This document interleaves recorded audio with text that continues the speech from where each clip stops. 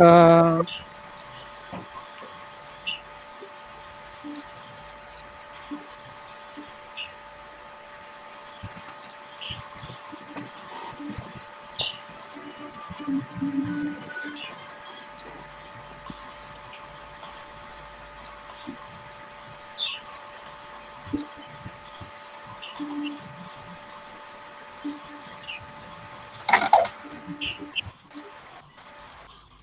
ya, mungkin kita bisa mulai saja ya Bapak Ibu, teman-teman mahasiswa juga.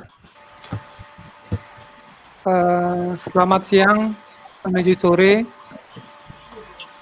Salam sejahtera buat kita semua.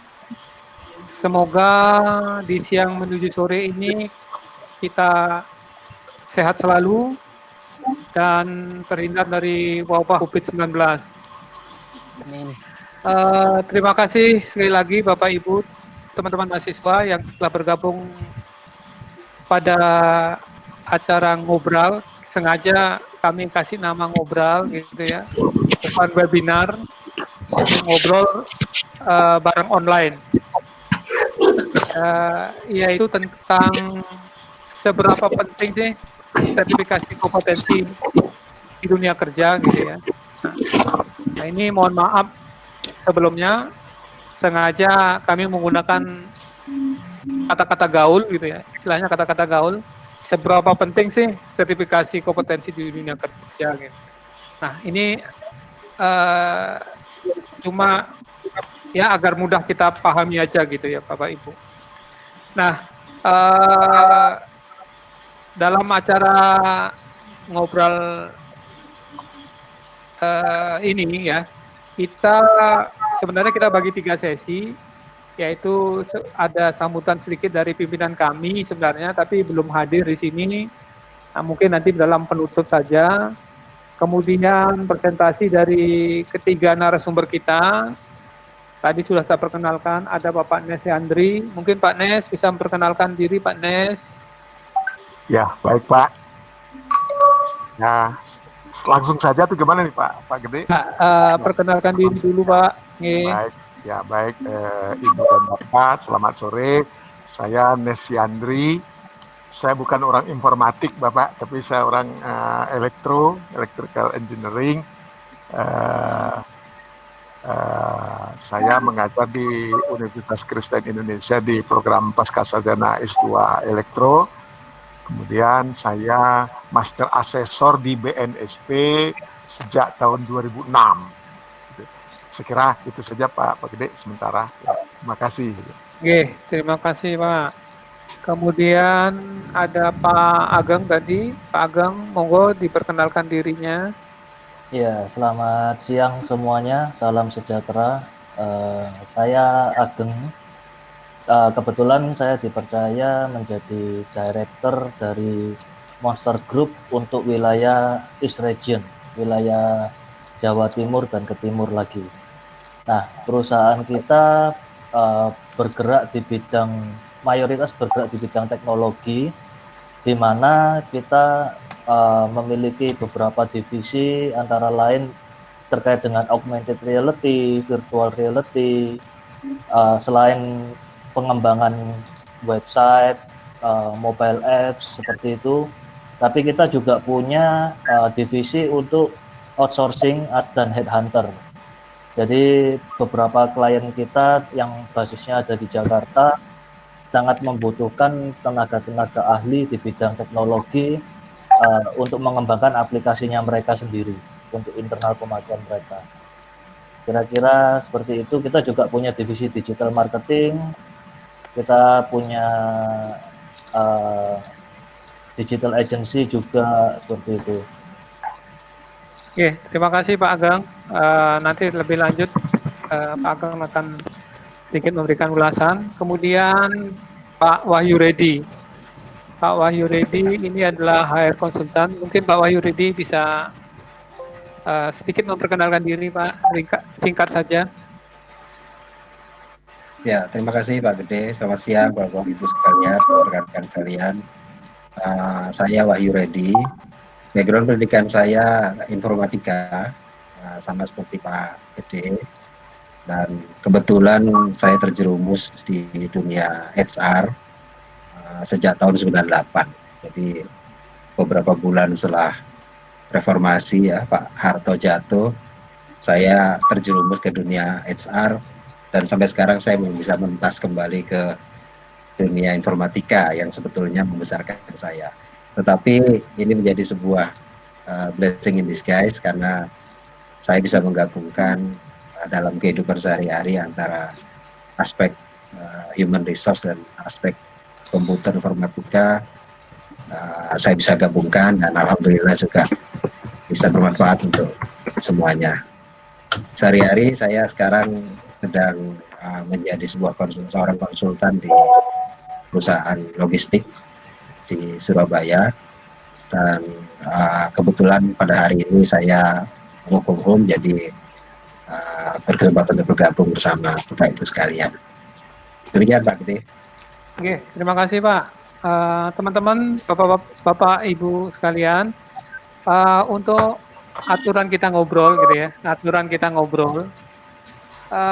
mohon Bapak Ibu, teman-teman sekalian untuk mematikan mic-nya terlebih dahulu.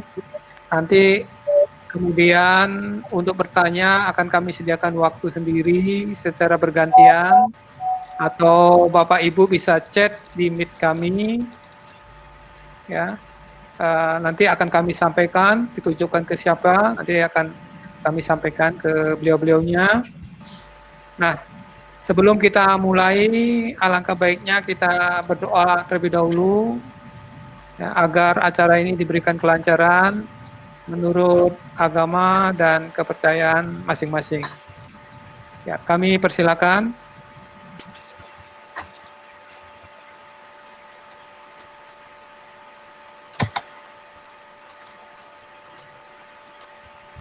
Oke, selesai. Terima kasih Bapak Ibu, teman-teman mahasiswa sekalian. Nah, untuk mempersingkat waktu, kami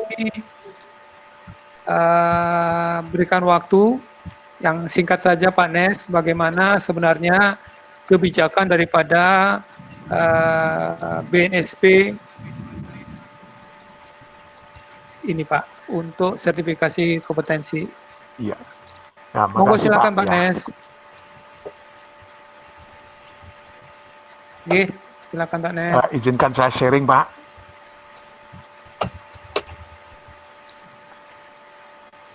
Selamat sore Ibu dan Bapak.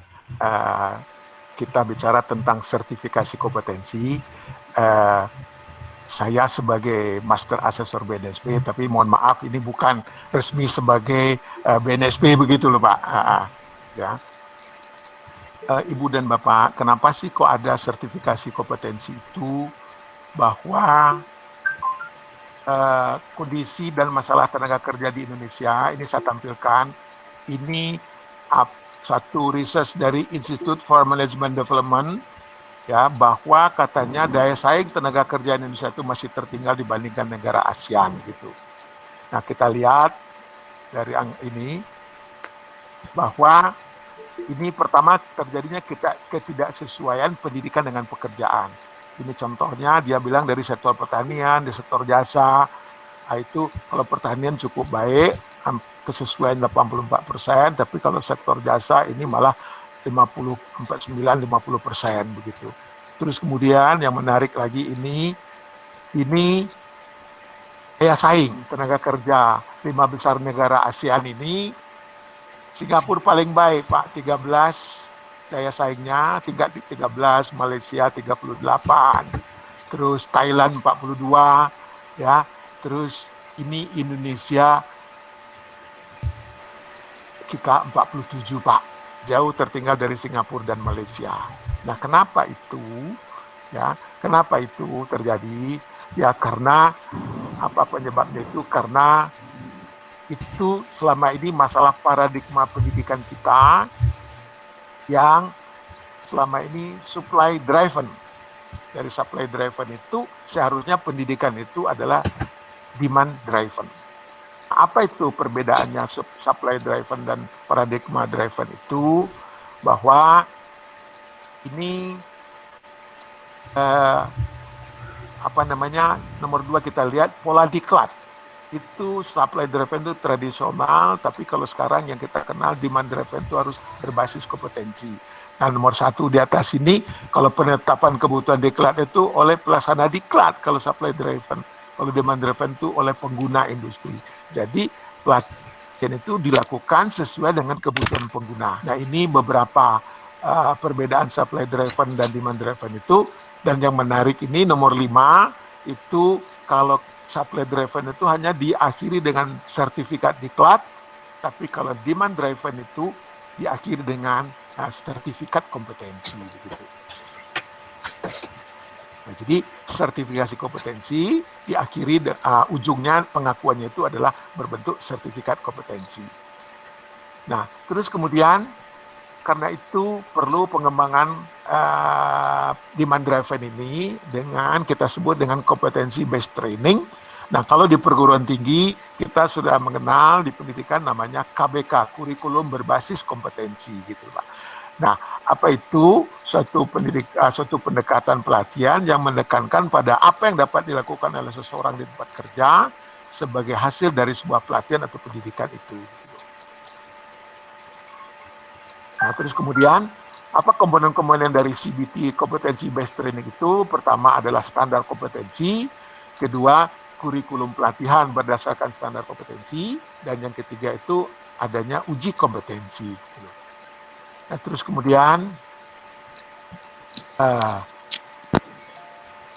bagaimana diagram komponen dan tahapan CBT itu? Jadi diawali dengan adanya standar kompetensi, terus kemudian siapa yang membuat standar kompetensi ini? Itu adalah profesi atau industri gitu yang membuatnya itu. Kemudian ini digunakan oleh lembaga diklat. Lembaga diklat itu nanti dibuat suatu kurikulum pelatihan. Nah, kemudian pelaksanaan pelatihan ini, maka nanti ada lembaga sertifikasi. Lembaga sertifikasi itu yang melaksanakan uji kompetensi untuk kemudian, nah, dunia usaha di ujungnya ini masuklah orang yang sudah melewati uji kompetensi yang diberikan sertifikat kompetensi itu akan lebih cepat masuk ke tempat kerja begitu. Nah, jadi inilah yang seharusnya dilakukan. Nah, ini balik lagi ke atas, di dunia kerja ini ada informasi ke perbaikan standar kompetensi ini secara kontinu begitu. Nah, terus kemudian, siapa yang sebenarnya yang berwenang melakukan sertifikasi itu adalah BNSP, Badan Nasional Sertifikasi Profesi. Kita mengacunya itu ke peraturan perundangan yang ada, Undang-Undang Nomor 13 Tahun 2003, kemudian ada peraturan pemerintah Nomor 23 Tahun 2004, kemudian yang sudah diganti diperbarui dengan PP 10 Tahun 2018 gitu. Nah, terus kemudian dalam pelaksanaan sertifikasi itu di dalam peraturan pemerintah tadi boleh BNSP itu diperbolehkan memberikan sebagian kewenangannya itu ke lembaga sertifikasi profesi LSP.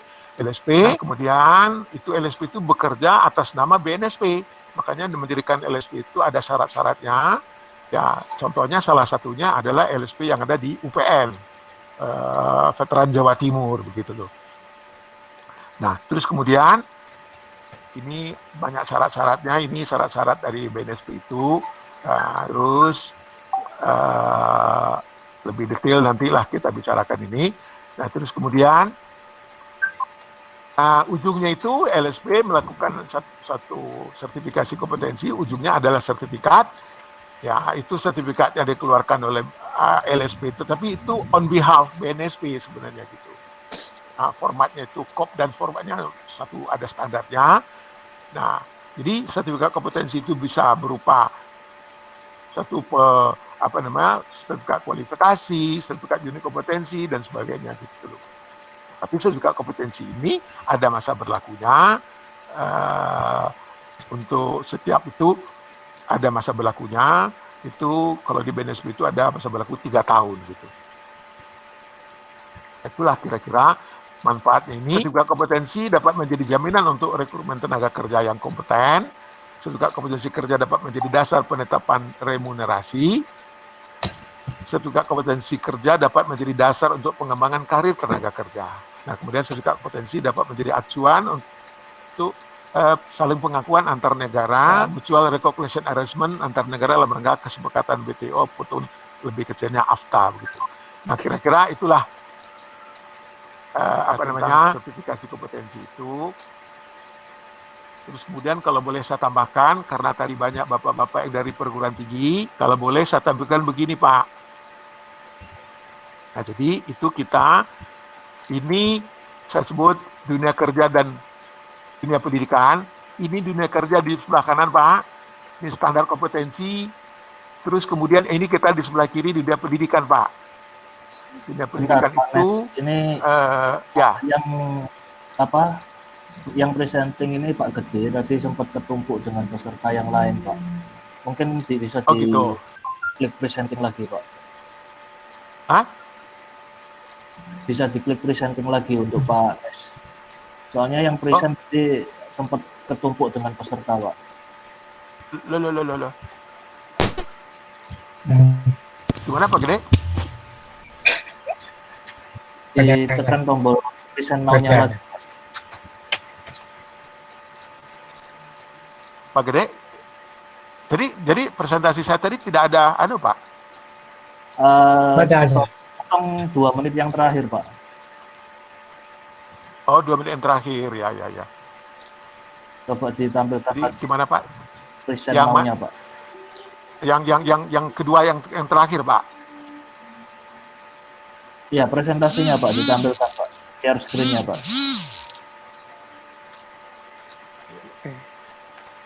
Ya, saya share lagi Pak. Ya.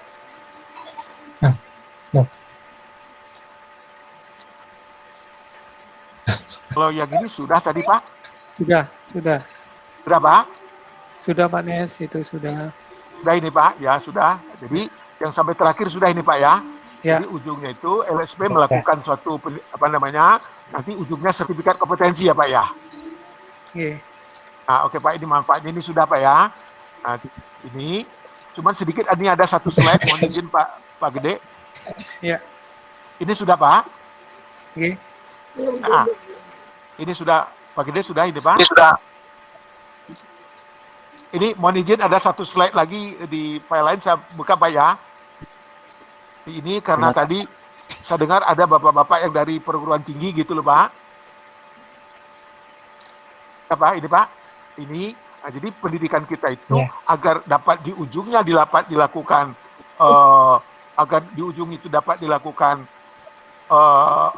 sertifikasi kompetensi, maka kita di lembaga pendidikan ini Pak, katakan universitas itu harus membuat suatu kurikulum sedemikian sehingga ini kita sebut capaian pembelajarannya ini harus sama loh Pak dengan standar kompetensi atau kompetensi yang diinginkan oleh si dunia kerja gitu loh Pak. Tuh, ini anunya yang harus kita perhatikan dalam pengembangan kurikulum pendidikan itu gitu Pak. Sehingga di ujungnya ini bisa kita lakukan suatu sertifikasi sesuai dengan apa yang diinginkan oleh dunia kerja. Saya kira cukup begitu aja Pak Gede sementara. Ya. Oke, terima kasih Pak Nes. Ya. Mungkin langsung bisa dilanjutkan oleh Pak Ageng. Monggo Pak Ageng.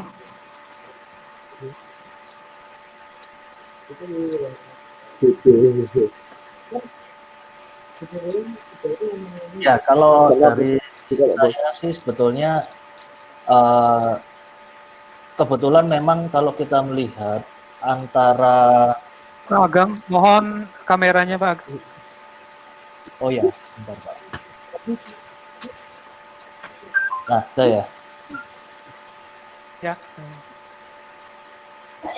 Kalau kami di industri, di dunia kerja, itu apabila kita dihadapkan antara dua pilihan ya, antara kandidat yang memang dia memiliki keahlian yang sama atau nilai tes yang sama, tes psikologis, tes psikotes itu ya, nilainya sama, maka yang akan kita lihat adalah kompetensi dari calon kandidat itu gitu. Jadi apabila kita tahulah bersama bahwa sebetulnya banyak perusahaan saat ini kan mensyaratkan minimal pendidikan adalah S1. Gitu. Tapi kenapa banyak sarjana-sarjana kita ini yang masih jadi pengangguran. Kita sering mendapatkan beberapa kandidat yang dia sudah lulus 6 bulan yang lalu gitu ya. Terus sampai dengan 6 bulan itu mereka masih belum bekerja gitu, terabsorb di dunia kerja. Nah, kalau saya lihat adalah banyak faktor di sana. Faktor yang pertama, terkadang teman-teman milenial ini lebih melihat dari sisi materi saja, tapi bukan cuman seharusnya adalah menurut di industri adalah pengalaman yang bisa didapatkan gitu. Bagaimana perusahaan itu bisa untuk mengembangkan diri, mengembangkan passion kita mau ke arah mana gitu kan. Dan yang paling penting adalah mengarahkan kita mau ke arah mana. Nah, kebetulan memang kalau di perusahaan kita, di Monster Group ini, kita sangat support dengan perkembangan dari karyawan tersebut gitu. Jadi yang kita lakukan adalah kita selalu mendengarkan aspirasi dari teman-teman, tim kita gitu kan. Mereka membutuhkan training apa, mereka membutuhkan untuk mengembangkan dirinya. Kalau misalkan ada training, apalagi training sekarang ini kan webinar banyak yang free juga gitu kan. Nah, kita saling bertukar informasi di sana sehingga teman-teman ini bisa mendaftarkan diri sendiri gitu kan, bisa mengikuti training tersebut. Nah, ini yang kita encourage, kita dukung ke tim kita. Nah, mungkin dengan begitu kompetensi mereka itu dapat berkembang karena seperti kita ketahui lah ya. Background saya juga, saya sempat menempuh pendidikan S2 gitu. Cuman kalau kita lihat dari apa yang saya dapatkan di dunia kerja sama di kuliah itu mungkin cuma 10% aja yang bisa kita implementasikan. Sisanya apa? Ya sisanya adalah kompetensi. Keahlian kita gitu kan, kompetensi apa. Bahkan ada beberapa tim kita yang walaupun hanya lulusan SMK, tapi berhubung dia punya kompetensi yang lebih, itu kualitasnya bahkan lebih baik daripada teman-teman yang menempuh pendidikan S1 gitu. Nah, ini yang fakta yang unik menurut saya. Tapi ya memang realitanya seperti itu. Jadi kalau dari kami tetap melihat kompetensi itu sebagai nilai tambah dalam dunia kerja. Ya semoga sistem sertifikasi di Indonesia bisa semakin baik gitu kan, sehingga sertifikasi kita ini bisa dilirik oleh dunia juga gitu. Ya perlu diketahui bersama ya, kalau misalkan kita ngelihat seperti di negara-negara maju itu mereka untuk posisi marketing pun mereka butuh sertifikasi. Sedangkan di Indonesia kita ketahui untuk marketing katakanlah marketing produk bank, marketing produk otomotif, anak lulusan SMA, SMK yang penting bisa jualan gitu kan, yang penting bisa muka tembok dia telepon atau datengin orang, itu udah bisa kita bisa jadi marketing. Tapi berbeda dengan di negara maju. Kalau kita di negara maju, seorang marketing pun mau dia marketing otomotif atau marketing bank, mereka harus lolos sertifikasi profesi dulu gitu. Harus punya kompetensi di bidang tersebut, seperti itu. Mungkin hanya itu aja sih Pak Gede, nanti kita lanjutkan di sesi Q&A aja. Ya, terima kasih Pak Ageng. Mungkin Pak Wahyu Reddy bisa memberikan sedikit sebagai seorang AR ya. Jadi gimana sih sebenarnya sertifikasi ini dibutuhkan apa tidak gitu ya? Oke, terima kasih Pak Gede. Saya menambahkan dari apa yang sudah disampaikan Pak Nes dan Pak Ageng gitu ya. Sebetulnya kompetensi itu apa sih? Yang sering menjadi sebuah pertanyaan, apa sih kompetensi itu? Kenapa sih harus disertifikasikan? Ini yang sering saya dengar, dan pertanyaan itu wajar karena ternyata secara undang-undang kompetensi itu sendiri baru ditetapkan oleh pemerintah melalui keputusan Menteri Tenaga Kerja pada tahun 2016 dan 2017. Jadi pemerintah baru menetapkan standar SKKNI ya, Standar Kompetensi Kerja Nasional Indonesia, melalui Kemenaker. Dan Kemenaker jadi banyak ya, karena masing-masing bidang ada keputusan menterinya sendiri. Jadi walaupun sama-sama bidang IT, tetapi khusus untuk programming, misalnya kita tahu programming ataupun networking itu standar kompetensinya berbeda-beda. Sehingga keputusan menteri yang terkait dengan standar kompetensi mulai dari 2016 sampai 2017 saya temukan sekitar 581 SK tentang standar kompetensi kerja nasional Indonesia SKKNI, dan ini semua bidang, bukan hanya di bidang IT tetapi bidang-bidang yang lain juga, termasuk bidang jasa logistik, termasuk bidang penjualan, gitu ya, bidang-bidang produksi, bidang-bidang pertanian, perdagangan, perikanan, banyak sekali. Dan mungkin juga masih bisa bertambah. Jadi pemerintah begitu serius tentang kompetensi ini. Tapi sebetulnya apa sih kompetensi? Nah, saya temukan ini di Menteri Pendidikan Nasional, di keputusan Menteri Pendidikan Nasional nomor 45 tahun 2002. Sudah ditetapkan tentang kurikulum inti pendidikan tinggi. Kompetensi yang dimaksud kompetensi adalah seperangkat tindakan cerdas, penuh tanggung jawab yang dimiliki seseorang sebagai syarat untuk dianggap mampu oleh masyarakat dalam melaksanakan tugas-tugas di bidang tertentu. Penekanannya adalah di bidang tertentu. Nah, oleh sebab itu kenapa ini disambut oleh Menteri Tenaga Kerja beberapa melalui KKNI per bidang tertentu, per bidang khusus spesifik itu dibuatkan standar kerjanya. Ya, kenapa kompetensi ini harus standar? Karena kompetensi ini bicaranya adalah tanggung jawab dari pemegang kompetensi itu atau pemegang bidang tertentu itu dalam dia melaksanakan pekerjaannya. Tanggung jawab yang harus diemban dan harus dipertanggungjawabkan kepada penerima jasa atau penerima produk.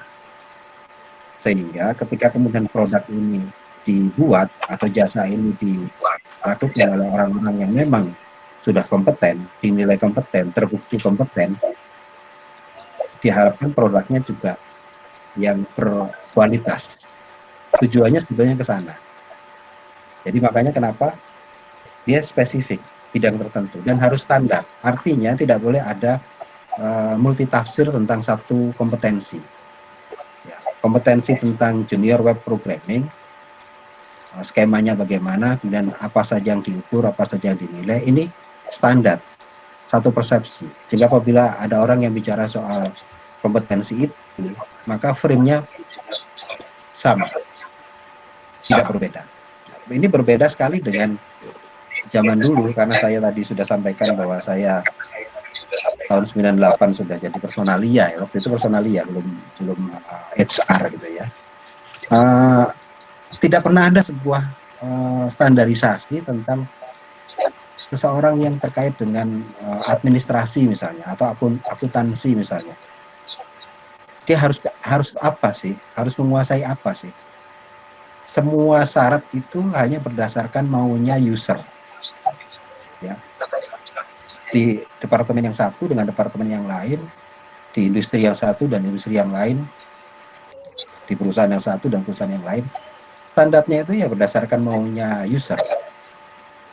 Sehingga lulusan akuntansi, walaupun nilainya sama, walaupun dari perguruan tinggi yang sama, satu kelas yang sama, dia tidak bisa masuk ke tempat yang sama, belum tentu. Kenapa? Karena nilai yang diukur itu berbeda-beda. Mungkin di satu perusahaan A dia masuk, tapi di perusahaan B dia tidak masuk.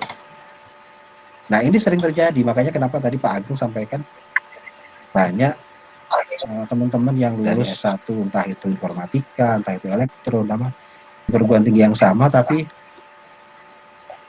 berbeda gitu ya.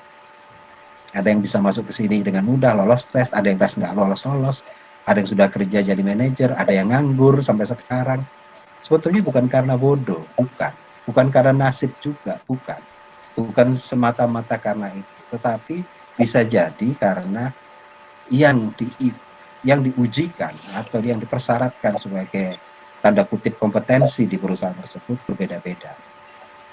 Nah, ini yang menyebabkan kemudian kenapa Pak Nes tadi sampaikan dari perguruan tinggi, dari dunia akademik ke dunia industri ini ada gap, ada kesenjangan, kan?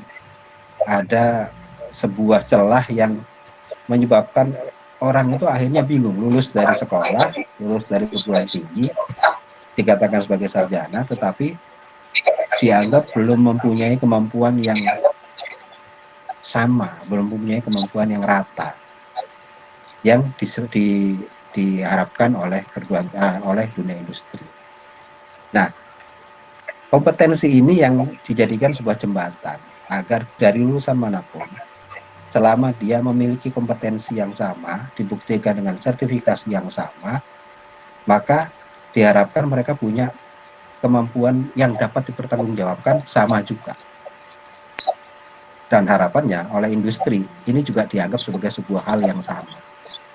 Nah, maka kemudian kompetensi menjadi sangat penting menurut saya, karena semenjak saya masuk di grup Astra tahun 2005, di Astra sendiri sudah mempunyai list of kompetensi untuk semua jabatan, ya, untuk semua posisi dengan level yang berbeda-beda. Nah, perlu diketahui bahwa kompetensi itu diperoleh dari dua hal, ya, dari pendidikan dan latihan, training misalnya begitu, workshop atau kursus atau apapun gitu ya, sehingga dia memiliki keterampilan itu. Kemudian yang kedua, kompetensi juga bisa diperoleh dari kebiasaan kerja sehari-hari. Karena kompetensi ini bukan hanya bicara soal ilmunya atau keterampilannya, tapi juga perilakunya. Perilaku yang bisa dipertanggungjawabkan terkait dengan keahliannya.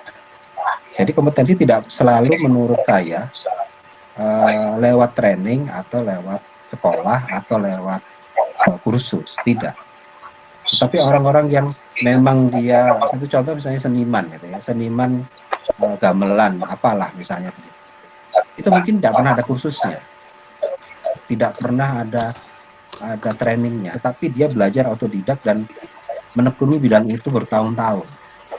Bisa saja dia dianggap kompeten, sangat kompeten sekali untuk alat musik tersebut, melebihi orang-orang yang memang kursus.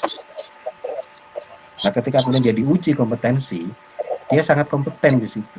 Bisa jadi dia memang sangat kompeten, karena memang perilaku atau kesehariannya adalah seperti itu. Jadi tidak selalu kompetensi harus diperoleh dari pendidikan dan juga dari kebiasaan sehari-hari.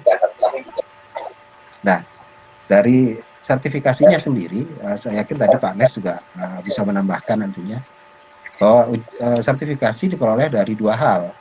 Satu, uji kompetensi, dia diuji keahliannya, keterampilannya, atau juga mungkin penilaian portofolio, assessment portofolio, sejarahnya, CV-nya mungkin, pengalamannya, kemudian apa yang dia lakukan, kemudian bukti-bukti kinerjanya dan segala macam, itu juga bisa dijadikan sebuah dasar menentukan apakah dia berhak disebut kompeten, menerima sertifikat kompetensi atau tidak. Jadi tidak selalu kompetensi itu diperoleh dari pendidikan. Nah, saya sendiri selaku praktisi HR beberapa tahun belakangan ini semenjak ada Kepmenakes berupaya untuk selalu bicara soal kompetensi pada saat saya melakukan tes pada teman-teman pelamar terkait dengan jabatan-jabatannya.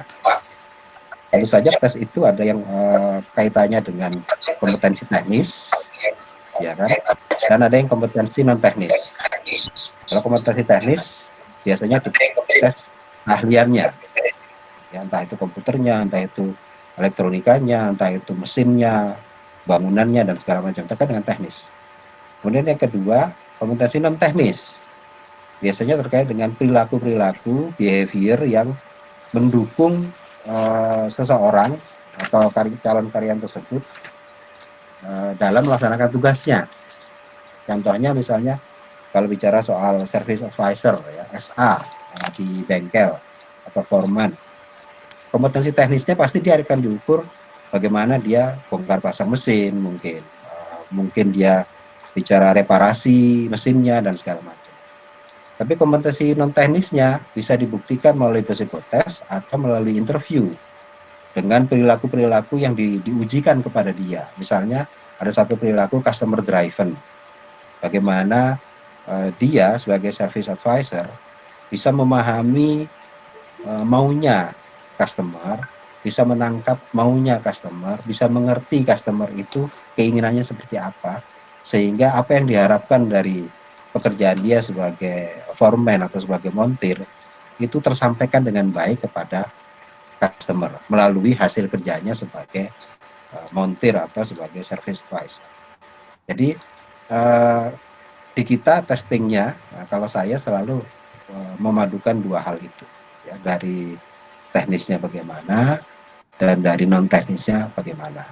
Ketika kemudian itu di scoring cukup baik, maka yang bersangkutan bisa dinyatakan bahwa dia cukup kompeten untuk jabatan tersebut. Ingat, untuk jabatan tersebut, ya, belum tentu untuk jabatan yang lain. Jadi ini juga penting dipahami teman-teman yang ada di lapangan, bahwa kompetensi itu sangat spesifik.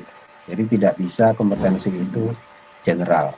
Untuk jabatan tertentu, untuk pekerjaan tertentu, kompetensinya bisa berbeda dengan jabatan atau pekerjaan yang lain.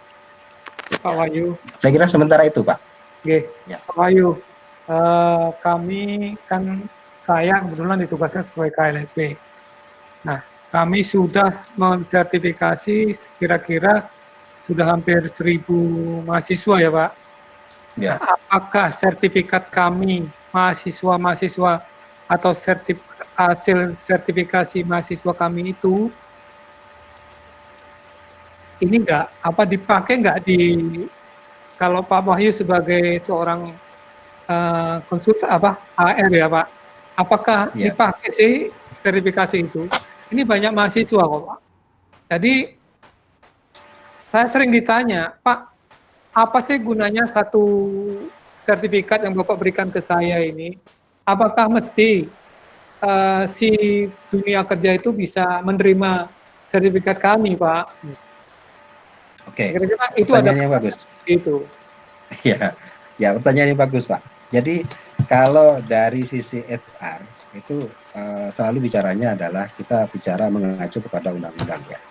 Nah, di HR sendiri kalau saya boleh sampaikan khusus untuk bidang HR, Pak, ya, bidang HRD, ada surat edaran khusus dari Menteri Tenaga Kerja nomor 5 tahun 2019, ya, bahwa semua orang atau pekerja yang menduduki jabatan di bidang manajemen SDM atau HRD itu wajib memiliki sertifikasi kompetensi di bidang SDM, dan ini harus dilaksanakan 2 tahun setelah keputusan ini dilakukan.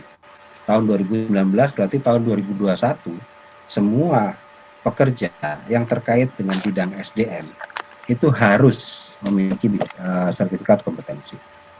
Nah, saya yakin kalau di bidang SDM saja sudah seperti itu, maka bukan tidak mungkin ya di bidang yang lain juga akan seperti itu, Pak. Ya, terutama di bidang-bidang yang spesifik teknis seperti IT, ya kan, seperti montir, mekanik misalnya, kemudian HSE, safety, ya, dan bidang-bidang yang terkait dengan keuangan, finansial, akuntansi, di bidang hukum, itu saya yakin pasti akan diminta kompetensinya. Dan di grup-grup HR pada saat kita berdiskusi, selalu kita bertukar pikiran tentang bagaimana caranya kita mengukur atau melakukan sebuah kepastian terhadap boleh dikatakan hasil interview tentang seseorang ini apakah memang betul kompeten atau tidak. Nah, makanya kenapa sertifikasi ini sangat membantu sebetulnya, Pak. Sangat membantu kita untuk meyakinkan apakah memang kita betul-betul dapatkan karyawan yang kompeten atau tidak, dan itu bisa dipertanggungjawabkan. Karena interview itu kan paling lama setengah jam, paling lama setengah jam. Tidak mungkin kita bisa mengukur seseorang secara lengkap, full, akurat dalam waktu setengah jam. Ditambah hasil psikotesnya, itu juga hasilnya kira-kira sekitar 70-80%. Nah, dengan adanya sertifikat kompetensi ini, itu membuat kami semakin yakin, digabungkan dengan hasil tes yang 2 tadi, bahwa orang-orang ini memang betul-betul kompeten atau tidak. Itu yang pertama, Pak, ya, dari sisi kami, selaku HR. Kemudian dari sisi yang bersangkutan juga, sebetulnya sertifikasi kompetensi ini sangat membantu dia sebagai nilai jual. Nilai jual, daya saing dia kepada user, kepada pengguna. Masing-masing mengklaim bahwa, oh saya bisa coding ini Pak, saya bisa programming ini Pak, saya bisa service ini Pak. Tetapi itu kan cuma ngomong saja Pak. Ketika dibuktikan, mungkin di tes apa dan segala macam, bisa jadi ya tidak senilai dengan apa yang diomongkan. Tetapi jika kemudian yang bersangkutan mempunyai sertifikat kompetensi, separuh keyakinan pasti dapat. Artinya 70%, 80% seseorang yang punya sertifikasi kompetensi jauh lebih yakin bahwa dia mampu. Dan ini sangat membantu dia untuk bisa bersaing di pasar dunia kerja, Pak. Itu Pak Gede, kira-kira. Terima kasih Pak Wahyu. Mungkin kita buka sesi tanya jawab.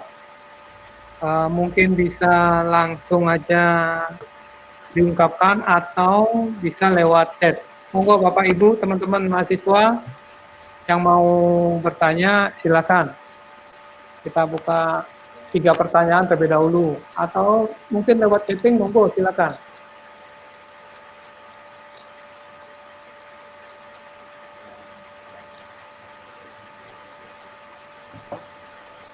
Mungkin sambil menunggu ada peserta yang nanya, Pak Gede. Oke, monggo. Dengan informasi yang disampaikan oleh Pak Wahyu itu, saya jadi teringat, Pak. Kameranya, Pak. Ya, jadi teringat dengan apa yang biasa kita lakukan, Pak. Kebetulan memang perusahaan kita ini kan bergerak di bidang IT ya, teknologi ya. Jadi apabila kita melakukan tes untuk karyawan yang memang role-nya adalah programmer, kita punya banyak alat tes, Pak. Tapi begitu kita melihat itu sebagai misalkan kita butuh staff untuk accounting gitu, Pak, misalkan. Nah, kita tidak punya alat tesnya, Pak. Sehingga yang kita lakukan adalah kita mencari kandidat yang punya sertifikasi profesi mungkin sekelas brevet gitu, Pak. Ya, jadi untuk kelas perpajakannya, iya, jadi dengan begitu paling enggak kita bisa melihat, oh orang ini ada passion ke arah sana gitu. Misalkan kita cari orang perpajakan, kita dapat kandidat yang walaupun dia masih fresh graduate Pak, tapi kurikulum di kampusnya memang udah bundling dengan brevet AB misalkan. Itu kita sebagai employer, sebagai pemberi kerja, itu kita merasa yakin paling enggak anak ini tidak kita ajarin dari nol gitu.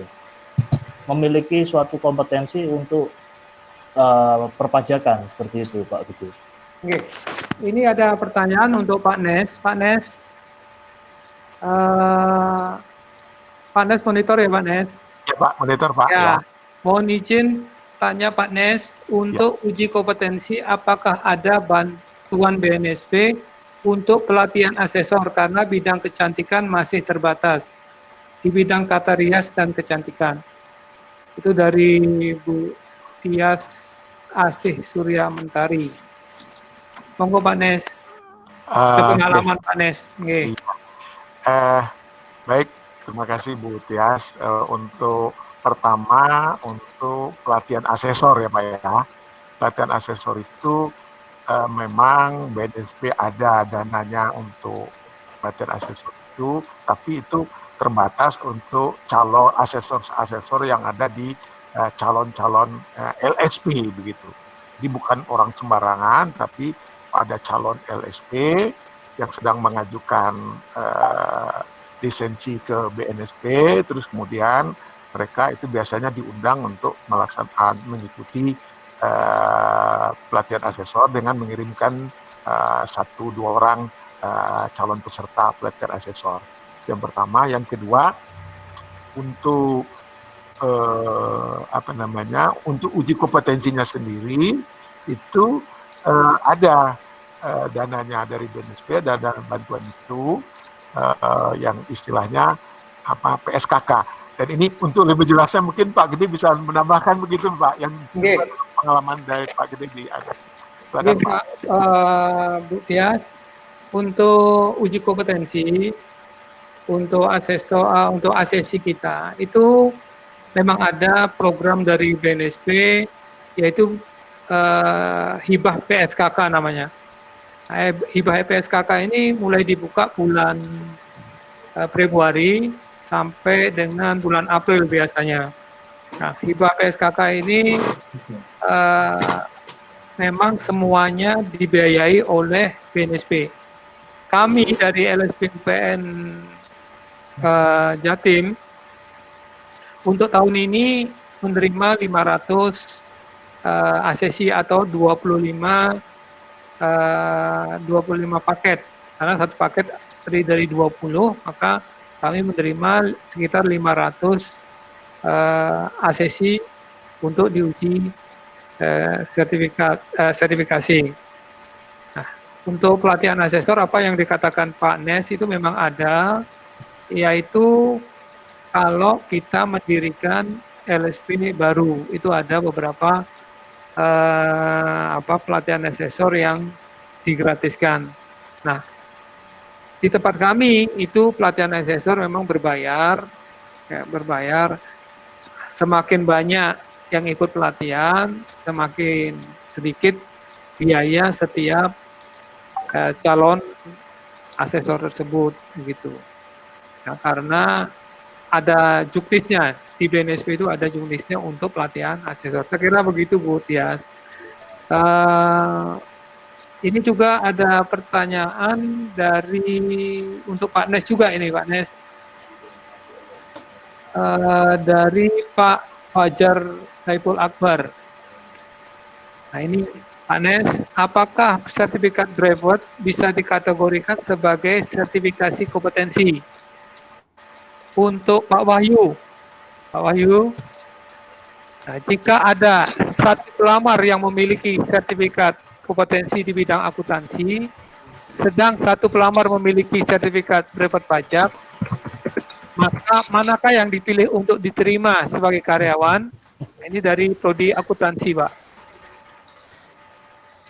Silakan, Pak Nes. Ya, baik. Oh ya Pak Nes, perlu diinfo bahwa di UPN untuk akuntansi ada 5 skema. Skema akuntansi muda, madya, pratama, dan apa satu lagi saya lupa Pak Nes. Ya. Nah, itu ada. Baik Pak Fajar, mengenai sertifikat brevet dan sertifikat kompetensi, bahwa sertifikat kompetensi itu hanya dikeluarkan oleh lembaga sertifikasi profesi yang sudah terlisensi oleh BNSP. Jadi sekali lagi, sertifikat kompetensi hanya dikeluarkan oleh lembaga sertifikasi profesi, di mana lembaga sertifikasi profesinya itu sudah terlisensi oleh BNSP. Nah, kalau sertifikat brevet, kita harus bertanya siapa yang mengeluarkannya. Apakah lembaga sertifikasi profesi yang sudah terlisensi BNSP? Kalau sudah, tentu bisa kita katakan sebagai itu sertifikat kompetensi. Tapi kalau itu bukan dilakukan oleh atau dikeluarkan oleh lembaga sertifikasi yang licensed by BNSP, tentu sertifikat brevet itu tidak bisa kita sejajarkan dengan sertifikat kompetensi begitu. Sekira demikian Pak Gede, gitu. Terima kasih Pak. Cara mengkonversinya bagaimana ya Pak Nes? Agar brevet itu bisa disejajarkan dengan apakah kompetensi yang disejajarkan atau brevetnya disejajarkan atau begitu? Ya. Kemudian untuk mensejajarkannya itu sebenarnya sertifikat brevet itu menjadi suatu portofolionya barangkali Pak. Jadi ya pemegang sertifikat brevet itu datang ke suatu lembaga sertifikasi akuntansi. Di situ kita lihat skemanya apa saja yang ada. Nah, kemudian dari skema apa yang ada itu kita sandingkan antara sertifikat brevet dengan skema yang ada di lembaga sertifikasi akuntansi itu. Kemudian mana yang bisa dia capai, maka ini sertifikat brevet ini menjadi suatu portofolionya, sehingga dia tidak usah diuji, tapi di asesmen melalui portofolio sebagaimana yang disebut-sebut oleh Pak Wahyu tadi, begitu Pak. Demikian Pak Gede gitu Pak. Oke, Pak. Mungkin Pak Wahyu bisa melanjutkan. Oh ya, terima kasih Pak. Bahwa yang mana yang diterima sebetulnya tergantung dari kebutuhan usernya, employernya. Jadi perusahaan ini sebetulnya lebih membutuhkan yang mana. Kalau dia membutuhkan tenaga untuk staf pajak misalnya, yang khusus menangani pajak, maka brevet pajak bisa menjadi sebuah pertimbangan. Tetapi alangkah baiknya, karena pajak itu tidak lepas dari akuntansi, maka kompetensi akuntansi juga akan dipertanyakan pada saat tes. Apakah Anda memang betul-betul berkompeten atau menguasai di bidang akuntansi? Karena menurut saya sih tidak mungkin seseorang menguasai pajak tanpa dia menguasai induk ilmunya, yaitu akuntansi. Nah, untuk meyakinkan dari kita apakah memang betul yang bersangkutan ini kompeten di bidang akuntansi, selain dia akan dites keterampilannya, tes akuntansinya, pasti sertifikat kompetensi di akuntansi yang disampaikan Pak Gede tadi juga akan menjadi pertimbangan, akan menjadi sebuah hal yang meyakinkan kita bahwa yang bersangkutan memang menguasai atau berkompeten di bidang akuntansi. Nah, brevet pajak seperti Pak Nes tadi sampaikan menjadi sebuah pelengkap bahwa yakin dia juga mempunyai keahlian perpajakan, sehingga kami tidak salah dalam merekrut orang. Tetapi apakah selalu harus sertifikat kompetensi digandengkan dengan brevet pajak? Belum tentu. Kalau dia memang hanya di-assess atau diuji untuk dia sebagai staf AR atau receivable atau staf treasury misalnya begitu, tidak ada kaitannya dengan pajak, jadi mungkin brevet pajak juga tidak perlu harus ditampilkan. Jadi menurut saya kalau memang dapat dua-duanya alangkah baiknya. Tetapi kalau memang tidak, maka yang kita uji adalah yang kompetennya dulu sesuai dengan apa yang kita butuhkan.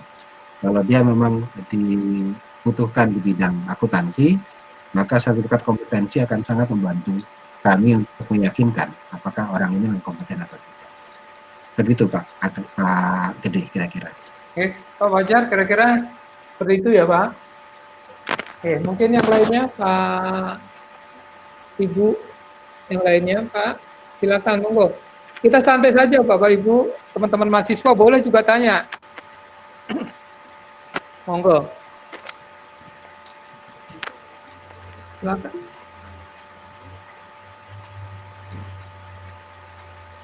Silakan, Bapak Ibu. Pak Nes. Ada pertanyaan mungkin, Pak Gede di chat. Oh iya, dari Pak Nurrahma. Mohon izin bertanya Bapak-Bapak, jika dihadapkan dengan situasi dalam penentuan sertifikasi, lebih baik mana sertifikasi dilakukan oleh BNSP atau sertifikasi yang dilakukan oleh lembaga online, misalkan Skill Academy. Demikian, terima kasih Bapak pemateri. Nah, mungkin juga ini Pak Nes, kami juga punya kerjasama dengan Merpati Training Center Pak ya.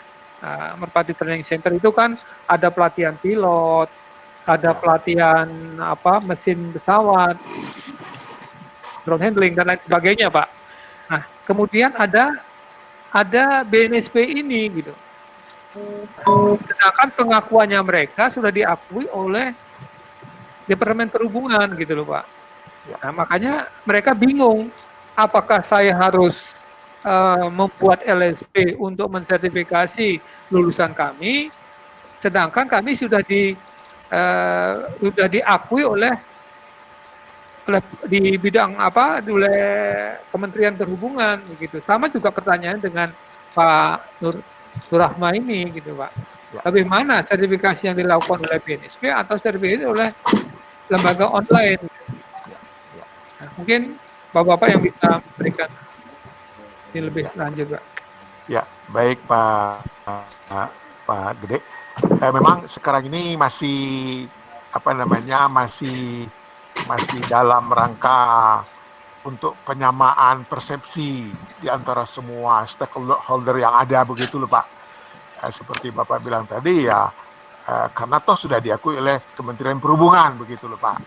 Nah ini masih terjadi harmonisasi sekarang Pak. Kalau untuk perhubungan udara itu kan sudah ada untuk sertifikasi secara internasional gitu Pak, seperti pilot gitu loh Pak. Nah, tapi kalau untuk yang perhubungan darat, perhubungan kereta api, nah sekarang itu kalau perhubungan darat sudah ada lembaga sertifikasi, ada LSP yang lisensi BNSP begitu loh Pak. Kalau untuk ada sertifikasi yang internasional seperti untuk perhubungan udara dan juga untuk laut gitu loh Pak, itu memang ya silakan dijalankan dan diakui secara internasional itu gitu loh Pak. Sekira demikian jawaban saya tentang itu tadi Pak ya. Dan itu sekali lagi ini memang sedang terjadi harmonisasi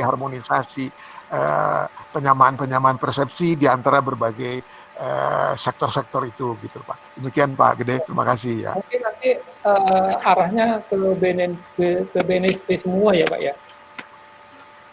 Apa ya. seperti itu?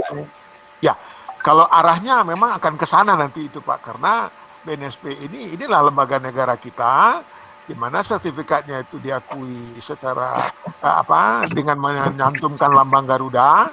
Nah, untungnya nanti itu kalau lambang Garuda itu kita bawa ke luar negeri, orang lihat Garuda, ya Indonesia, cepat begitu. Coba kalau lambang suatu organisasi yang dibawa ke luar negeri, orang nggak ngerti gitu loh Pak. Saya kira sertifikat yang dikeluarkan oleh LSP yang dengan lambang Garuda itu akan mudah untuk dilakukan mutual recognition arrangement di antar negara begitu Pak. Ya, demikian Pak. Ya. Itu ada belum ke Bu ya lagi. Ini ada pertanyaan dari Diki. Izin bertanya Pak, untuk Pak Wahyu, apakah masih terdapat office politik Pak yang dimana terkadang orang yang tersertifikasi pun masih tidak diterima karena misalkan kandidat yang diterima adalah anak teman dari Bolt. Saya mendapatkan informasi dari LinkedIn. Terima kasih. Pak. Ya, Pak Diki, pertanyaan yang bagus. Ya, ini kayaknya Mas Diki nih. Ya, Pak Diki ya. Ini mudah-mudahan bukan curhat ya, Pak Diki ya.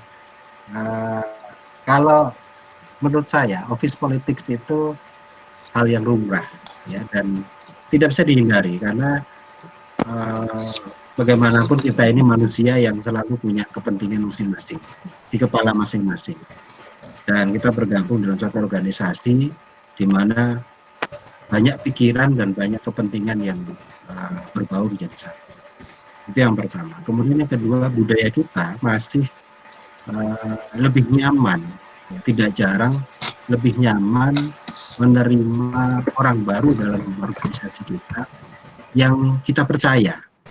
Nah, kita percaya ini lebih berat bobotnya apabila dia direferensikan oleh orang dalam, apalagi dia pejabat ya, dengan sebuah persepsi bahwa bawaan pejabat atau pimpinan pasti bagus, pasti lebih, pasti jujur, pasti apapun lah, intinya seperti itu. Dan menurut saya itu manusiawi dan itu wajar. Nah, makanya kenapa subjektivitas seperti ini pelan-pelan harus dikikis atau dikurangi secara profesional melalui pembuktian kompetensi, pembuktian keahlian dari orang-orang yang memang tidak punya orang dalam, tidak punya orang yang mereferensikan. Kalau yang dibawa oleh orang dalam ini punya sertifikat kompetensi, sementara yang kita yang tidak dibawa oleh siapapun tidak punya sertifikat kompetensi, itu jauh lebih susah. Kita akan jauh lebih tersingkir. Karena unsur kepercayaan atau kenyamanannya kita nggak dapat. Tetapi akan jauh lebih dipertimbangkan apabila walaupun kita tidak dibawa oleh orang dalam, tetapi kita punya kompetensi yang kita bisa buktikan dan boleh diadu skillnya dengan bawaan orang dalam. Itu kita jauh lebih yakin. Nah, soal diterima atau tidak tentu saja ini kembali ke unsur subjektivitas. Selama manusia menilai manusia, subjektivitasnya tidak bisa hilang. Tetapi kita bisa kurangi dengan unsur-unsur profesional yang bisa dipertanggungjawabkan. Salah satunya adalah kompetensi tadi atau sertifikasi lain yang bisa dipertanggungjawabkan. Jadi itu kira-kira. Mudah-mudahan bisa menjawab. Oke, terima kasih Pak. Nah, ini ada pertanyaan Bu Tias lagi, sama Bu Prima hampir sama pertanyaannya. Mohon izin tanya lagi Pak, kalau sertifikat asesor sudah kadaluarsa, apakah masih bisa diperpanjang Pak? Sama dengan pertanyaannya dengan Bu Prima. Untuk perpanjangan asesor, sertifikat asesor harus berapa lama sebelum kadaluarsa? Saya jawab Pak Gede. Ya. Oke, Mbak Nesu Baik, jawab.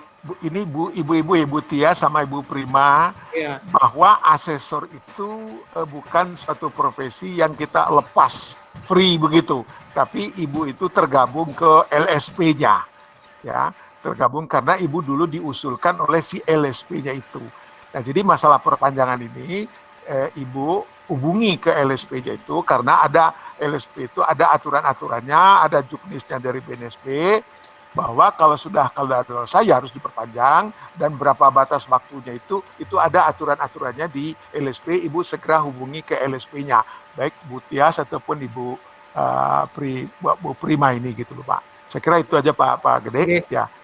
Oke, mungkin saya bisa menambahkan Pak, untuk perpanjangan sertifikat asesor itu kan harus diadakan RCC terlebih dahulu. Ya. Harus diadakan pelatihan perpanjangan sertifikat asesor. Itu kira-kira 3 bulan waktunya untuk dari keluar sertifikatnya kan itu kan ya 1 sampai 2 bulan atau 3 bulan lah, anggaplah paling lama 3 bulan gitu. Berarti sertifikat itu sebelum 3 bulan masa berlakunya habis sudah harus mengikuti RCC, kan begitu Pak? Ya, betul Pak. Ya. Kemudian yang kadaluarsa masih bisa Pak, Bu, masih bisa asalkan nanti Ibu nanti pada saat melakukan perpanjangan, Ibu harus sudah pernah mengasesi atau mengasesmen sebanyak 6 kali. Tuh. Nah, sebanyak 6 kali dibuktikan dengan surat tugas dari LSP. Nah, harus ada itu. Nah, kalau tidak ada sebanyak 6 kali mengakses selama megang sertifikat asesor itu, Ibu akan diuji kembali seperti awal Ibu mengambil atau menjadi Askom. Oke. Kan seperti itu Pak Nes ya? Ya, betul Pak. Kalau di petunjuk teknisnya di BNSP. Kemudian Bu Prima lagi sedikit Pak, apakah, nah begini pengalaman kami, sertifikat asesor itu berlaku di mana saja, di LSP di mana saja. Nah, semisal kita mengikuti pelatihan, di UPN, kemudian Bapak Ibu mendapatkan sertifikat kompetensi sebagai asesor, maka sertifikat ini bisa didaftarkan di LSP mana saja. Nah, apabila sudah terdaftar di LSP tersebut, maka ya seperti biasa harus mengajukan surat pindah tempat dari LSP lama ke LSP yang baru yang akan dituju. Nah, ini ada pertanyaan dari Zainur Fitri. Mohon izin tanya Bapak-Bapak, untuk mahasiswa apakah sertifikasi harus sesuai dengan bidang atau bisa di luar bidang? Misalnya, selama kuliah mahasiswa mengikuti pelatihan di luar bidang akademik, seperti ikut pelatihan fotografi. Padahal mahasiswa tersebut adalah mahasiswa sastra atau pelatihan public speaking. Apakah bukan mahasiswa ilmu komunikasi atau sekolah sekretaris? Monggo Pak Nes. Ya, ini bagus Pak Zainur. Ini Bapak ya, Ibu Zainur Fitri nih, maaf. Ibu Zainur Fitri. Ibu, bahwa tadi Pak Wahyu juga singgung itu bahwa kompetensi itu bisa didapatkan melalui suatu pendidikan atau bisa didapatkan melalui suatu pengalaman. Ya, jadi kalau Ibu itu ada satu bidang yang Ibu tekuni tapi tidak diikuti melalui satu pendidikan formal, ya bisa saja Bu. Ya, maka tapi pengakuannya itu Ibu harus datang ke lembaga sertifikasi profesi LSP itu. Itu bisa Bu. Ya, itulah namanya dengan Ibu punya bukti-bukti pengalaman kerjanya segala macam itu Ibu bisa masuk ke bidang yang bukan Ibu tekuni pada saat Ibu menjadi mahasiswa itu gitu loh. Sekira begitu Pak Gede gitu loh Pak. Jadi berarti bisa ya Pak ya? Bisa. Nah, sebagai contoh yang ekstrim ini Pak, Ibu Menteri kita dulu, Menteri Kelautan Ibu Susi itu Pak, ya itu beliau tidak menjalani pendidikan formal secara melalui pendidikan sampai ke pendidikan tinggi Pak. Tapi beliau itu mendapatkan pengakuan, mendapatkan sertifikat kompetensi paling tinggi di level 9 KKNI begitu loh Pak. Karena apa? Karena pengalaman-pengalaman beliau begitu loh Pak. Jadi saya kira begitu Pak. Makasih Pak Gede ya. Ya, mungkin yang lainnya Bapak Ibu teman-teman mahasiswa. Mungkin yang teman-teman mahasiswa yang mau cari kerja ini ada Pak Ageng ini. Ada Pak siapa? Pak Wahyu. Mungkin bisa titip-titip lamaran, barangkali ada tempat gitu ya. Ada pertanyaan lain tuh Pak Gede? Iya, ada pertanyaan lain. Nah, ini ada mungkin Pak Ageng ini. Mohon izin bertanya Bapak-Bapak, apakah di dunia kerja lebih diutamakan pengalaman atau sertifikasi? Nah, ini Pak Ageng yang kayak lebih tepat ini Pak, dari pengalaman beberapa karyawannya. Ya, pertanyaannya Bu Cherry ini sangat menjebak ini saya rasa ya. Mana yang lebih penting ini antara pengalaman atau sertifikasi gitu kan? Kalau dari industri kami pada prakteknya memang pasti ujung-ujungnya adalah pengalaman seperti itu. Nah, cuman terkadang kita kalau misalkan barusan lulus ya, mahasiswa yang baru lulus kuliah itu belum punya pengalaman, maka sertifikasi ini bisa jadi nilai tambah buat teman-teman untuk mendapatkan peluang lebih besar dalam mendapatkan pekerjaan seperti itu. Nah, akan tetapi ada suatu challenge lagi, tantangan lagi, apabila misalkan nih, mungkin dari Bapak Ibu pernah merasa bosan gitu dengan role atau jabatan yang ada sekarang, dengan bidang yang ada sekarang gitu kan. Nah, ingin pindah ke bidang yang lain. Sebagai contoh, misalkan background-nya accounting gitu kan. Background-nya accounting, terus sudah 5 tahun bekerja di accounting, kok kayaknya bosen ya, pengen lintas ke bidang HR misalkan, ke bidangnya Pak Wahyu Reddy gitu.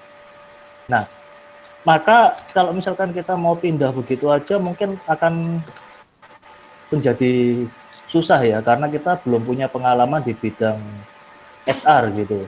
Nah, mungkin pada saat itu kalau misalkan kita mengambil sertifikasi atau training terkait dengan HR, bagaimana menjadi HR manager yang baik gitu. Nah, itu mungkin menjadikan kita lebih berpeluang untuk pindah ke bidang HR. Kira-kira seperti itu Pak Gede dan Bu Cherry. Oke, mungkin yang lainnya Bapak Ibu yang ingin bertanya atau sharing pengalaman di LSP-nya Bapak Ibu, mungkin kalau ini ada pertanyaan dari Pak Kevin ini. Oke. Nah, Kevin Sebastian. Permisi, selamat siang. Izin bertanya Bapak-Bapak, apakah terdapat perbedaan antara ahli K3 dari Kemenaker dengan ahli K3 BNSP? Jika ada, bagaimana penerapannya di dunia kerja? Nah, silakan, mungkin Pak Nes ya.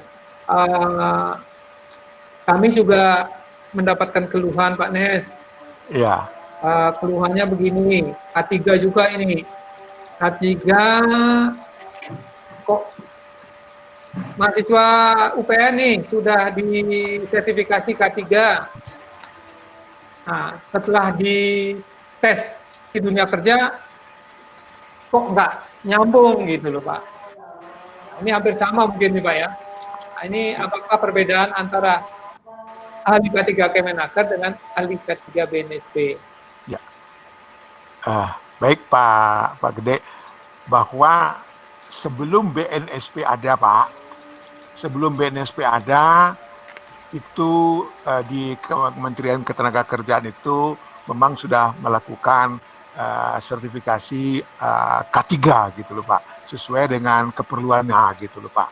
Nah begitu juga untuk bidang-bidang lainnya seperti lift begitu loh Pak, terus AC gitu loh. Nah itu jauh sebelum BNSP muncul gitu loh Pak. Nah tapi dengan adanya BNSP yang muncul sejak kalau PP-nya peraturan pemerintahnya itu 2004 dan baru beroperasinya baru 2005. 2005-an itu aktifnya betul di 2006 begitu. Nah itu ke depan akan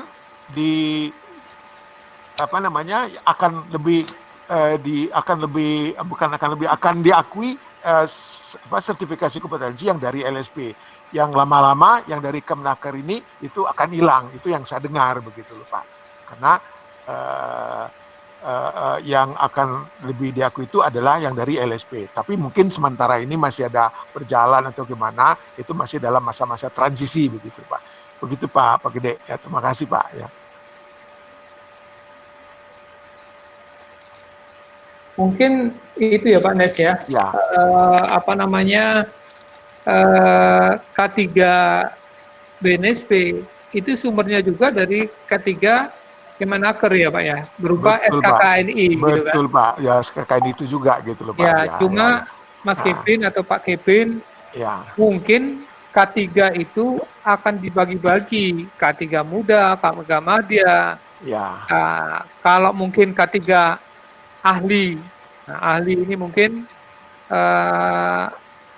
semua Pak, semua unit-unit di skema itu ada mungkin Pak ya.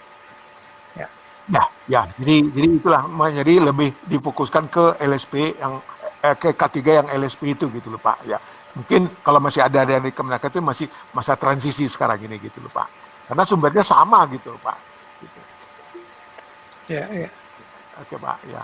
Ini dari Pak siapa ini, untuk mencari informasi sertifikasi berdasarkan yang diakui dalam dunia pekerjaan. Ya.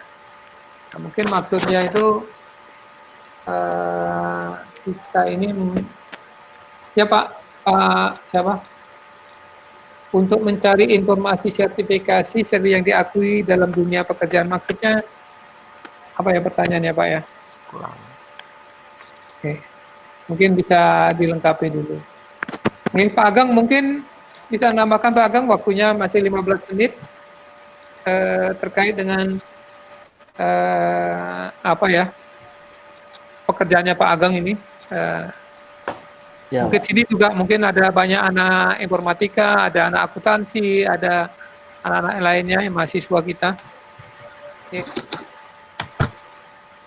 Ya, ini sepertinya juga masih ada pertanyaan Pak Gede. Muhammad Purwanto. oke. Muhammad Purwanto ini ada nanya juga Pak.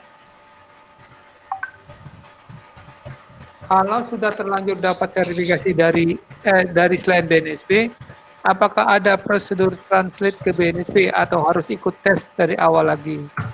Nah, itu sudah dijawab kayaknya dengan Pak Nes, dengan Pak Wahyu tadi. Nah, tetap harus ada lakukan sertifikasi. Nanti ada dua jalur pengalaman dengan jalur pelatihan. Nah, kalau pengalaman, kalau Pak Purwanto sudah mempunyai sertifikasi dari selain BNSP, mungkin itu sebagai dasar untuk ikut tes atau ikut asesmen di LSP. Mungkin begitu ya Pak Purwanto. Nah, untuk ini Pak Gede mungkin kita bisa share sedikit terkait dengan apa yang kita kerjakan. Monster Oke, Pak. Group.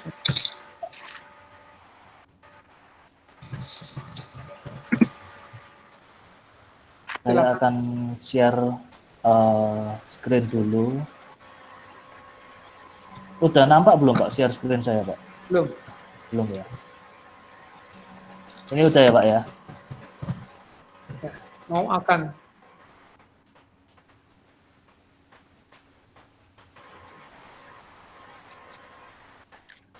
Sudah Pak Ya, Gede. sudah. Nah, kita Monster Group ini kita berdiri di tahun 2011, di mana kita sudah punya tim lebih dari 220 orang, dan kantor kita tersebar 14 kantor, termasuk di Singapura, di Amerika juga ada Pak. Nah, terus klien-klien kita juga sudah cukup banyak. Ini klien-klien kita.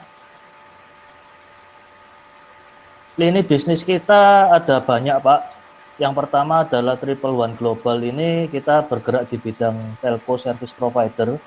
Jadi SMS broadcast, OTP, one time passcode. Kalau misalkan kita masuk ke aplikasi Gojek atau Grab atau Shopee gitu kan, itu kita ada one time passcode, itu kita juga bisa provide. Nah, untuk yang di TOG Indonesia ini kita menawarkan HR Services Solution, di mana ada training, ada headhunter, ada outsourcing juga Pak di dalamnya. Gitu. Nah, pada saat ini kita sudah memiliki lebih dari 100 orang lah ya, 100 tim kita yang kita sebar ke klien-klien kita yang 90% basisnya ada di Jakarta Pak. Gitu. Nah, terus kita di Monster Tech ini kita ada solution provider, lebih detailnya nanti akan saya jelaskan cepat aja di belakang. Dan kita juga punya creative house Pak, digital agency namanya Ohbold. Kita juga punya beberapa startup terkait dengan rumah migran. Rumah migran ini aplikasi tenaga kerja migran kita. Fiturnya kita lengkapin dengan panic button. Jadi apabila tenaga kerja migran kita yang di Indonesia ini sedang mengalami bahaya, itu dia bisa ada panic buttonnya Pak, yang langsung terhubung dengan server kita, dan kita harapkan dalam waktu dekat ini kita bisa koneksikan dengan duta besar kita di masing-masing negara, duta besar Indonesia. Terus kita juga ada startup pre-crowd, real estate crowdfunding. Jadi dengan cuman 1 juta rupiah aja kita bisa jadi investor di real estate Pak. Gitu. Sama-sama kita masukkan dana ke sana untuk membiayai developer. Nah, terus ada yang ketiga ini Stefano Grill, ini kita kerjasama dengan Wong Hang, kolaborasinya. Ini adalah platform e-commerce yang sedang kita buat. Terus kita juga ada sosial teknologi, ini berkaitan dengan cloud. Jadi ada Ali Cloud, ada Huawei, ada Google Cloud, ada Amazon Web Services. Terus ini yang terakhir ada kita Digi Pak, ini kita platform teknologi yang fokusnya itu hanya di UMKM Pak. Jadi UMKM, koperasi yang closed loop market. Jadi pasarnya adalah yang komunitas seperti itu. Namanya kita Digi Pak. Nah, ini detailnya di Triple One Global ini kita ada OTP, notification SMS, SMS broadcast, terus ada lowongan pekerjaan juga di sini, ringback tone, game, multimedia, dan kita udah terkoneksi dengan 5 provider telekomunikasi di Indonesia. Ada T-Locker untuk Telkomsel, Indosat, XL, Tri, dan Smartfren, Pak.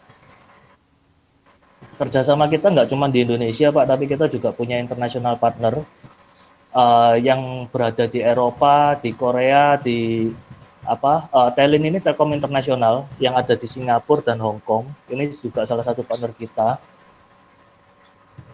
Untuk TOG Indonesia-nya sendiri, kita punya divisi training, baik ini trainingnya adalah soft skill maupun hard skill, yang mungkin nanti kedepannya bisa kerjasama dengan Pak Nes juga kali ya untuk BNSP, jadi bisa tersertifikasi dengan lebih formal gitu kan untuk kedepannya. Kita juga punya IT Managed Service, 90% dari tim outsourcing kita ini di programmer, Pak Gede. Jadi memang kita fokusnya lebih ke arah teknologi. Terus kita juga punya headhunter services, ada HR Managed Service juga, HRIS, sistem informasi untuk human resource, attendance system, payroll, dan tax juga. Nah, untuk Monster Teknologi ini divisinya sangat banyak. Kita ada untuk augmented reality, kita namakan Monster AR, untuk machinery, Monster Mac, untuk IT services, Monster Code, dan lain sebagainya ini. Dan di kreatif powerhouse kita dengan nama Bold ini kita ada kreatif strategi, digital marketing, art of innovation, jadi ada VR simulator, film, tour, augmented reality, semuanya berbasis teknologi 3D holo box, 3D holo stage, animation, dan di digital marketingnya pun kita ada SEO, SEM, social media management. Ini banyak sekali yang mencakup ke sini. Untuk augmented reality sendiri ini macam-macam. Mungkin teman-teman yang di bidang IT lebih familiar dengan nama-nama ini. Ini nanti akan kita share juga di grup. Terus untuk Monster Code lebih ke arah web and mobile apps development, customized software development, jadi pengembangan software yang custom sesuai dengan kebutuhan dari klien kita. Kita ada ERP juga, Enterprise Resource Planning, POS System, HRIS. Terus untuk Monster Studio ini kita juga punya fotografi services, corporate profile, kita bahkan bisa buat TV komersial, Pak Gede. Kita sudah punya timnya dan punya hardware-nya. Untuk machinery sendiri kita punya workshop sendiri, Pak, di Jakarta. Itu kita ada buat hot stamping, mesin emboss, simulator development, container pop-up store, customized booth, smart table, kioske, dan vending machine. Yang ada di gambar ini, KFC ini adalah vending machine yang kita buat, Pak. Kita ada bikin vending machine untuk KFC di Jakarta. Untuk military, kita ada scoring system dan shooting target system juga.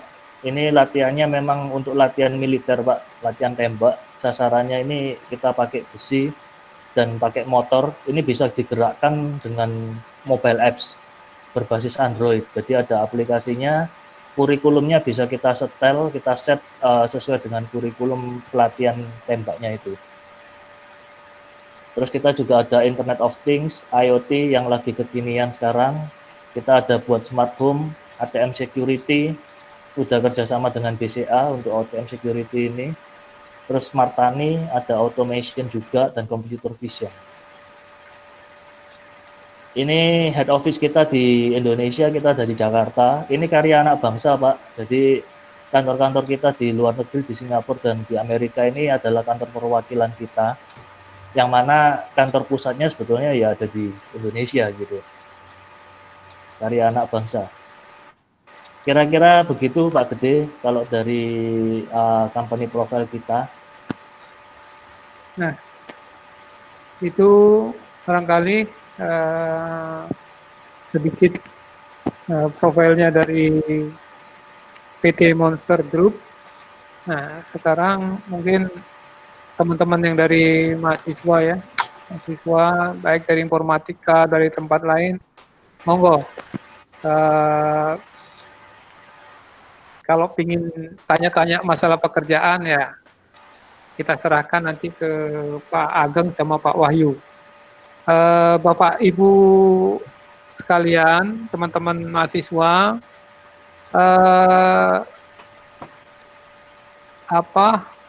di grup yang kami buat itu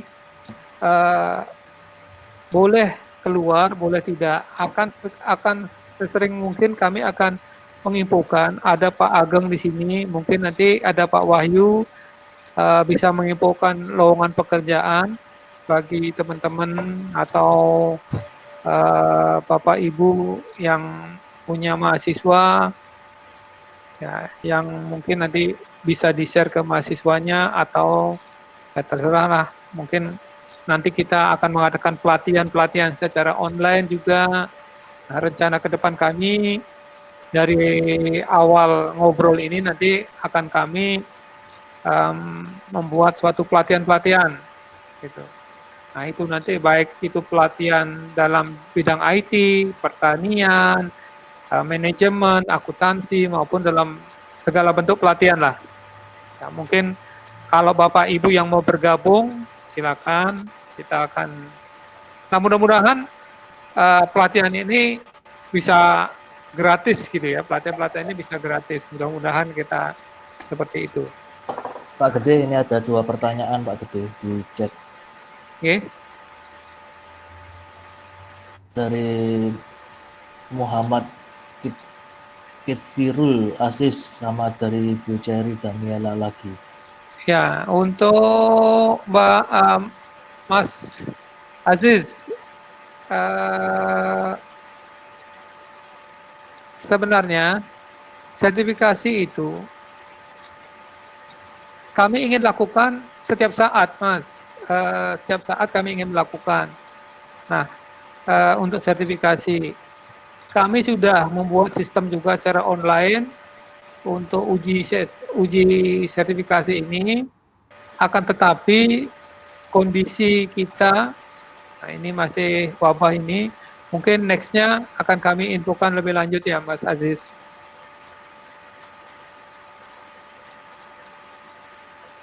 Nah, untuk Mbak Cherry, nah ini Mbak Cherry dari informatika ya Mbak. Nah ini banyak sebenarnya, nanti kita share apa namanya itu skema-skema yang ada di UPN maupun di luar UPN yang terkait dengan IT ya Mbak Cherry. Nah, karena waktunya sudah 15.30. Nah, tentunya sudah lama sekali Bapak Ibu online 1,5 jam begitu ya. Sekali lagi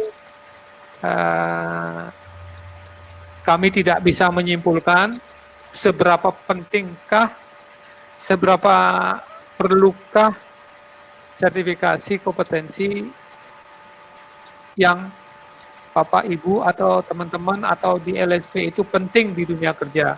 Jadi dari perbincangan dengan Pak Ageng, perbincangan dengan Pak Nes, ngobrol kita dengan Pak Wahyu, nah, yang bisa menyimpulkan adalah Bapak Ibu atau teman-teman mahasiswa lainnya. Ya.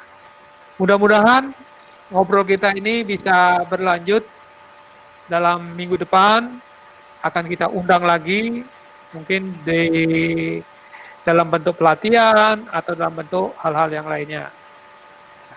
Terima kasih Pak Nes, terima kasih Pak Ageng, Pak ya. Ya, terima kasih Pak Wahyu Reddy sudah memberikan obrolan atau wawasan kepada kita semua di sini.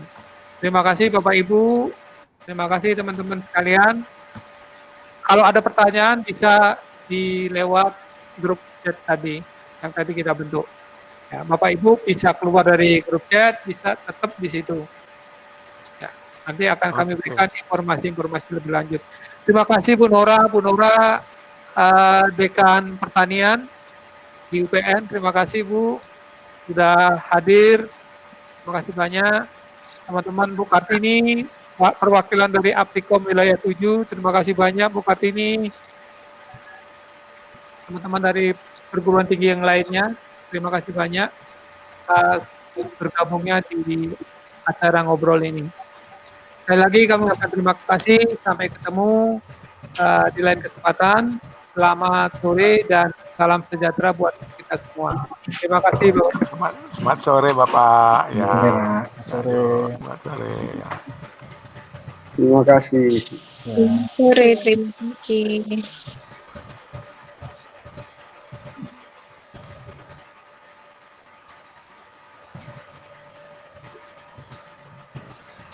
Terima kasih. Sama-sama Bu. Terima kasih Pak.